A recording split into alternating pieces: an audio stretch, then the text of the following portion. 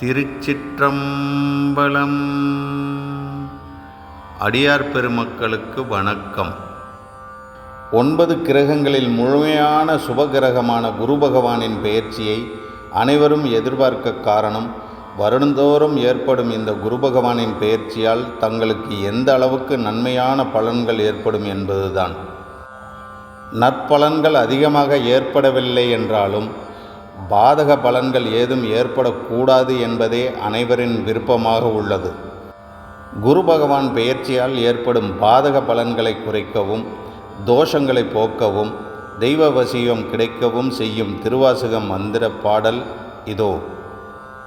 தென்னாடுடைய சிவனே போற்றி, எந்நாட்டவர்க்கும் இறைவா போற்றி, அண்ணாமலையம் அண்ணா போற்றி, கண்ணாரமுத கடலே போற்றி, சீரார் பெருந்துரைனம் தேவனடி போற்றி, ஆராத இன்பம் அருளும் மலை போற்றி, பராய்த்துறை மேவிய பரணே போற்றி, சிராப்பள்ளி மேவிய சிவனே போற்றி, ஆரூர் அமர்ந்த அரசே போற்றி, சீரார் திருவையாரா போற்றி, ஏகம்பத்துரை எந்தாய் போற்றி, பாகம் பெண்ணுரு ஆனாய் போற்றி, தென்தில்லை மன்றினுள் ஆடி போற்றி, இன்று எனக்கு ஆறு அமுதானாய் போற்றி, குவளைக்கண்ணி கூரன் காண்க அவளும் தானும் உடனே காண்க, காவாய் கனகத்திரளே போற்றி, கையிலை மலையானே போற்றி போற்றி.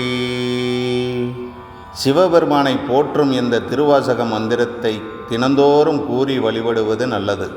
மேலும் வியாழக்கிழமைகளில் காலையில் எழுந்து குளித்து முடித்ததும் அருகிலுள்ள கோவிலுக்கு சென்று சிவபெருமானுக்கு நெய் தீபம் ஏற்றி வழிபட்டு பின்பு அக்கோவிலில் தென் திசையை பார்த்தவாறு இருக்கும் தட்சிணாமூர்த்தியின் சன்னதியில் தீபதூபங்கள் ஏற்றி இந்த திருவாசக மந்திரத்தை துதித்து வழிபட தெய்வ வசியம் ஏற்படும். குரு கிரகத்தின் அம்சம் கொண்ட தட்சிணாமூர்த்தியின் அருளால் குரு கிரக தோஷங்கள் நீங்கும். திருவாசகத்திற்கு உருகாதார் ஒரு வாசகத்திற்கும் உருகார் என்பது திருவாசக பாடல் வரிகளின் சிறப்பை எடுத்து கூறுவதாகும். இந்த திருவாசகம் 9ஆம் நூற்றாண்டில் மாணிக்க வாசகர் இயற்றிய ஒரு தெய்வீக நூலாகும். இந்த திருவாசகம் 51 பதிகங்களை கொண்டது. அதில் மொத்தமாக 658 பாடல்கள் இருக்கின்றன. மாணிக்க வாசகர் சிவனின் மீது தீவிர பக்தி கொண்டவர். எப்போதும் சிவனின் நினைவிலேயே வாழ்ந்தவர். சிவபெருமான் மீது அவர் இயற்றிய மந்திர அதிர்வுகள் நிறைந்த இந்த பாடல் வரிகளை படிப்பதால் நமக்கு பலவிதமான நன்மைகள் ஏற்படும் என்பது திண்ணம். திருச்சிற்றம்பலம்.